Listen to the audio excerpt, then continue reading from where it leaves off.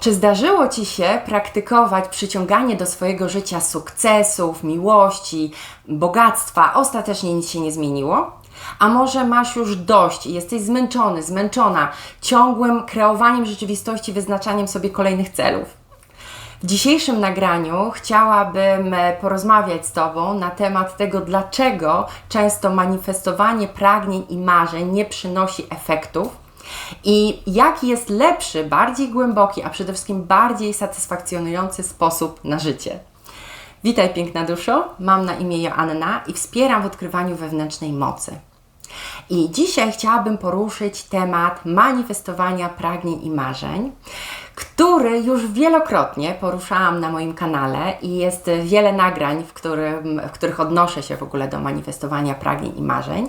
Jeżeli nie miałeś okazji obejrzeć poprzednich nagrań, to szczególnie zachęcam Cię do obejrzenia dwóch nagrań.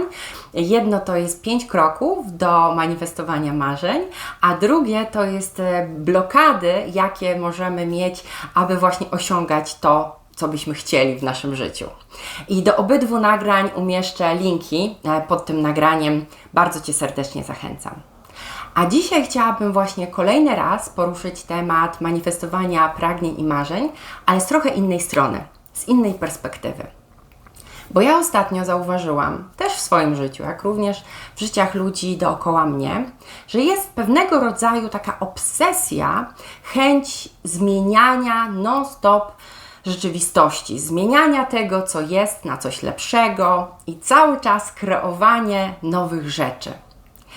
I zauważyłam, że właśnie taka obsesja wywołuje coraz więcej frustracji i wywołuje niestety więcej braku szczęścia, niż przynosi właśnie nam satysfakcję i szczęście w życiu. Też masz takie obserwacje? Też zauważyłaś, że właśnie dużo osób, a może Ty właśnie, także cały czas nastawiasz się na kreowanie nowych rzeczy w swoim życiu. Może masz już tego serdecznie dość, może jesteś po prostu zmęczona, zmęczony właśnie tym kreowaniem. Podziel się proszę w komentarzu, jak to jest u Ciebie. Bo ja właśnie zauważyłam, i to też wielu nauczycieli duchowych także potwierdza, że w momencie, kiedy tak się mocno fiksujemy na coś, żeby coś innego się wydarzyło w naszym życiu niż to, co jest, no to wtedy wizualizując i myśląc właśnie o tej innej rzeczy, którą byśmy chcieli, ale mimo wszystko czując oddzielenie od tej rzeczy, tej sytuacji, powodujemy, że przyciągamy do naszego życia więcej braku właśnie tych pragnień i marzeń, a nie przyciągamy te pragnienia i marzenia. I to jest właśnie taka główna i podstawowa pułapka w ogóle osiągania tego, co byśmy chcieli. Natomiast w ogóle taka tendencja do ciągłego doskonalenia, czy też ciągłej zmiany w naszym życiu w ogóle wynika z naszej kultury, z naszego wychowania. Bo nie wiem, czy Ty też się spotkałeś z tym, że zawsze tak się mówi wszędzie dookoła, że można być szczęśliwym, jak się osiągnie to czy tamto, albo jak się zdobędzie to czy tamto, albo jak nasze życie będzie wyglądało w taki czy inny sposób. Zdarzyło Ci się słyszeć takie hasła? Może w Twoim domu, może w szkole, może w telewizji, a może po prostu w rozmowach z znajomymi? Podziel się proszę w komentarzu.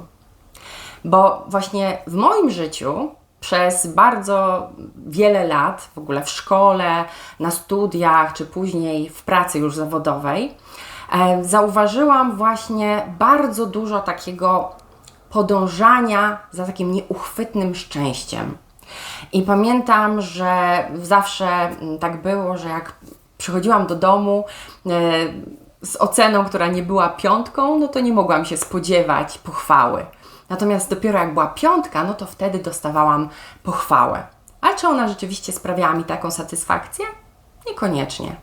Potem znowu pamiętam, jak sobie wyobrażałam, że jak zdam maturę, jak dostanę się na te moje wymarzone studia, to już na pewno będę szczęśliwa. No ale co się okazało? Okazało się, że jak osiągnęłam to, co chciałam, no to wcale to nie okazało się dla mnie takim super przejawem szczęścia. Potem podobnie było już w moim życiu zawodowym. jak na przykład fokusowałam się na jakimś stanowisku, czy na jakiejś pracy, którą strasznie chciałam osiągnąć. Że jak osiągnę to stanowisko, jak zostanę wybrana na to stanowisko, no to już na pewno będę szczęśliwa.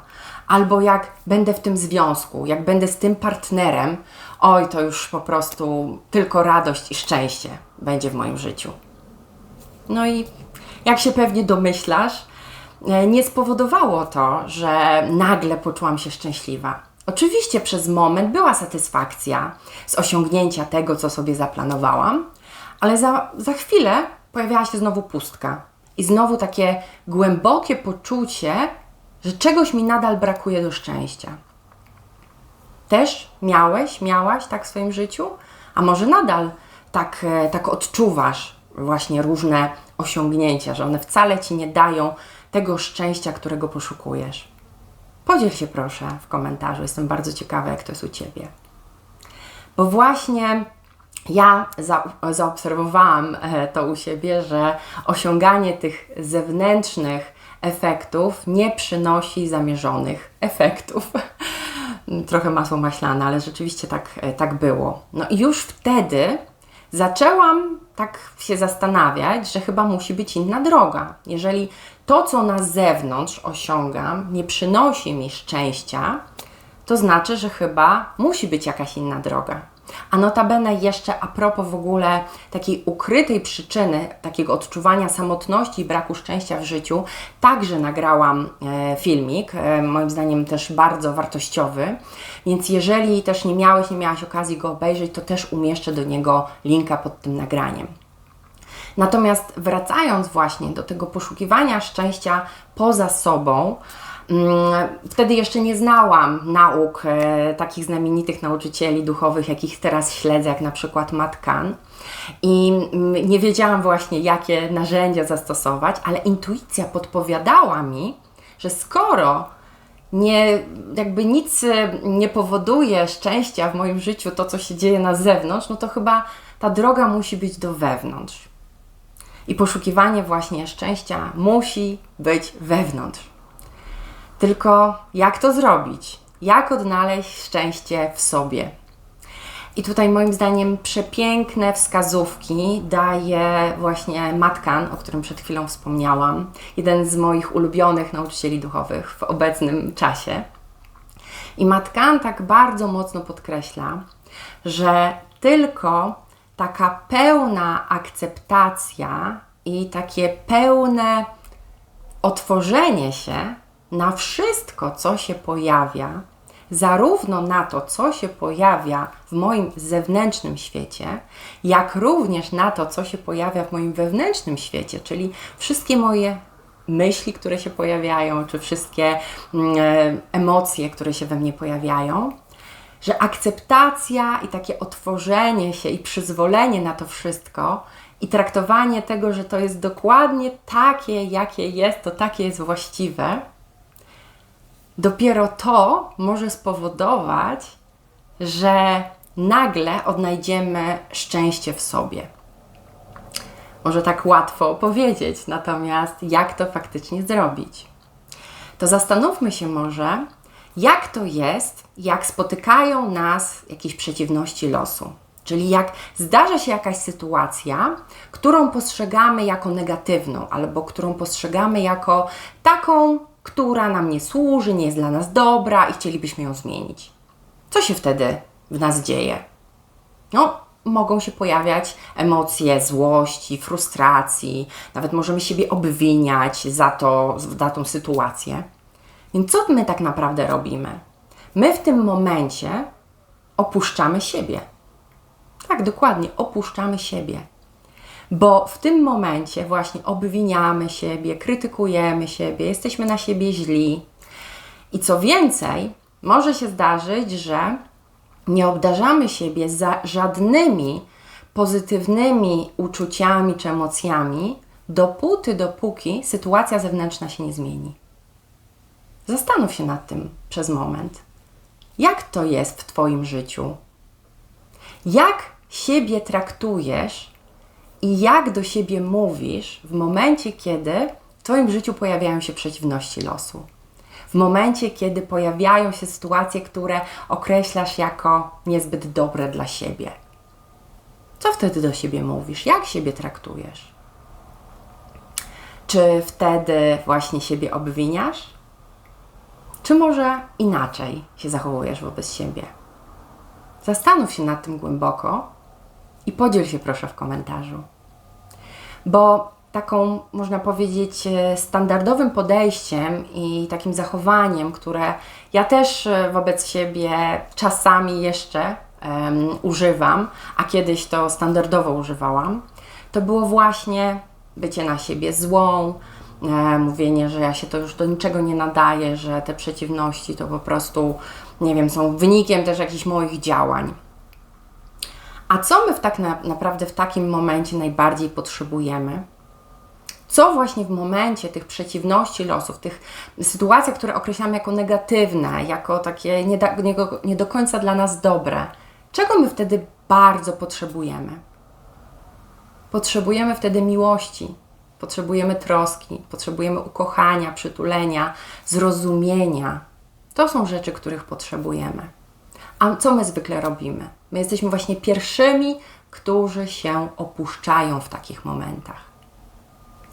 A co by było, gdyby zamiast właśnie się opuszczać w takich trudnych momentach, w tych momentach przeciwności losu, co by było, gdyby wtedy powiedzieć do siebie: kocham Cię, jestem tu dla Ciebie, jestem z Tobą, możesz na mnie liczyć, nie opuszczę Cię, przytulam Cię do serca. Co by było, gdyby tak byśmy do siebie powiedzieli? Może te słowa wydają się sztuczne dla Ciebie, może ciężko Ci je do siebie w ogóle wypowiedzieć. To wtedy zachęcam Cię bardzo do przekazania właśnie miłości do tej części siebie, która stawia opór. Do tej części siebie, która mówi, że to jest głupie, to jest nienaturalne, dlaczego mam do siebie tak mówić. Ukochania tej części siebie. I zobacz, co się zmieni.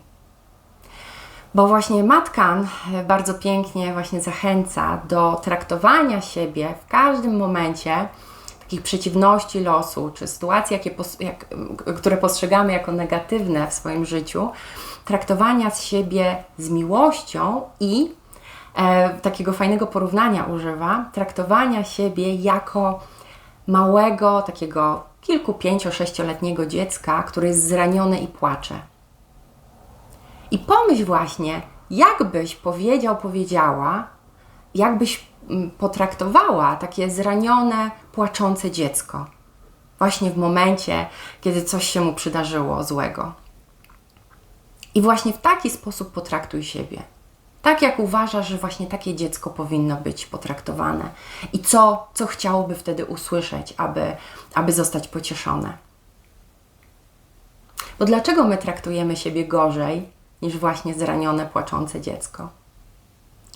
Bo gdy właśnie w nas pojawiają się emocje takiej frustracji, złości, obwiniania siebie, albo nawet właśnie jakiegoś oporu przed nawet mówieniem do siebie takich słów, to znaczy, że my wtedy potrzebujemy jeszcze więcej miłości, a nie mniej. Więc dajmy sobie tą miłość. Bardzo Cię zachęcam właśnie do okazywania sobie miłości, słownie okazywania sobie miłości także w czynach, które dla siebie robimy, wykonujemy. I bardzo Cię zachęcam do praktykowania właśnie takich słów miłości, właśnie kocham Cię, jestem tu z Tobą, nie opuszczę Cię, zawsze będę przy Tobie, mam dla Ciebie czas, chętnie Cię wysłucham. Właśnie praktykowania tego typu słów minimum przez 21 dni. W każdej sytuacji, a szczególnie właśnie w takich trudnych sytuacjach, które spotykają Cię w życiu, w takich sytuacjach, które określasz jako przeciwności losu. Szczególnie w takich sytuacjach. I właśnie też bardzo fajnym ułatwieniem takiej praktyki miłości do siebie może być bardzo taka króciutka medytacja, którą już dawno zamieściłam na moim kanale, więc bardzo Cię serdecznie do niej zapraszam. Umieszczę też linka do niej pod tym nagraniem. I właśnie w tej medytacji przeprowadzam Cię przez właśnie te wszystkie słowa uznania do siebie. Jest to medytacja miłości do siebie. I możesz właśnie z nią praktykować miłość do siebie. Bo właśnie w momentach, kiedy doświadczamy przeciwności losu, kiedy doświadczamy trudności, nie opuszczajmy siebie, bo to są właśnie momenty, kiedy my potrzebujemy jeszcze więcej tej miłości, a nie mniej. I co się dzieje, jak właśnie damy sobie tą miłość? Co się dzieje, jak w momencie właśnie takich trudności okażemy sobie to zrozumienie, damy sobie ten czas, damy sobie tą troskę? Nagle okazuje się, że te przeciwności losu już wcale nie są takie trudne. Wcale już nie postrzegamy ich jako takie takie, z którymi nie możemy sobie poradzić. Więc bardzo Cię zachęcam do tej praktyki, bo naprawdę jest niesamowicie skuteczna. I właśnie w takich momentach możemy zacząć odczuwać szczęście pomimo tego, co się wydarza w naszym życiu. I wtedy stajemy się wolni od przeciwności losu.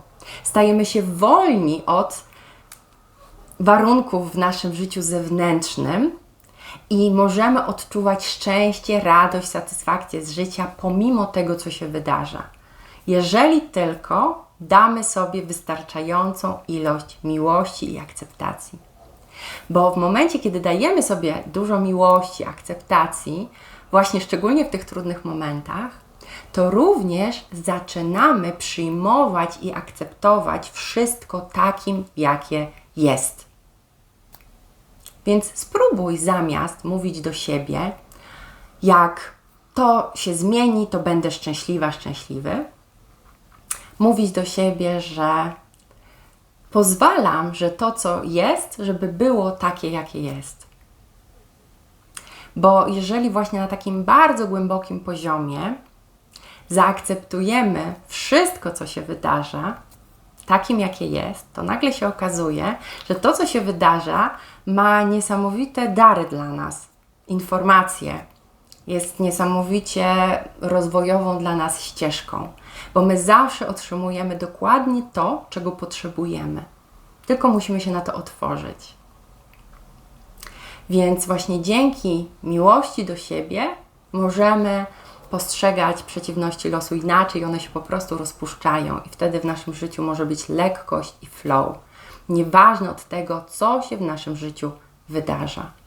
I bardzo Cię serdecznie właśnie do takiego podejścia zachęcam. Bo czym jest w ogóle obfitość? Obfitość to nie jest to, że będziemy mieli więcej w naszym życiu, jakichś przedmiotów czy jakichś sytuacji. Poczucie obfitości pojawia się wtedy, kiedy jesteśmy w stanie dostrzec we wszystkim dar. Kiedy postrzegamy wszystko wokół nas jako pełne zasobów i pełne obfitości. I jesteśmy wdzięczni za wszystko, co się wydarza i dostrzegamy w tym właśnie dla nas dary. To jest właśnie obfitość w życiu. To jest właśnie obfitość w życiu. To jest właśnie to poczucie głębokiej obfitości. Więc jeżeli traktujesz siebie jako wystarczającą, wystarczającego, pełną zasobów, taką, której nie trzeba zmieniać, która taka jaka jest, taki jaki jest właściwy, i wszystko, co się wydarza, jako dary od Wszechświata, które Ci służą i które powodują, że wzrastasz, to wtedy właśnie czujemy bardzo dużo satysfakcji i szczęścia w życiu. I to jest właśnie tajemnica szczęścia i satysfakcji w życiu. Proszę, podziel się w komentarzu, jak to do Ciebie przemawia, czy to w ogóle rezonuje z Tobą to, co powiedziałam. Jak spodobało Ci się to nagranie, to zostaw kciuka do góry, podziel się może z innymi tym nagraniem, zasubskrybuj mój kanał, a jak masz ochotę to postawić mi kawę, to skorzystaj proszę z linka do Supi, też umieszczę go pod tym nagraniem. A teraz bardzo Ci serdecznie dziękuję za uwagę i przesyłam Ci bardzo, bardzo dużo miłości.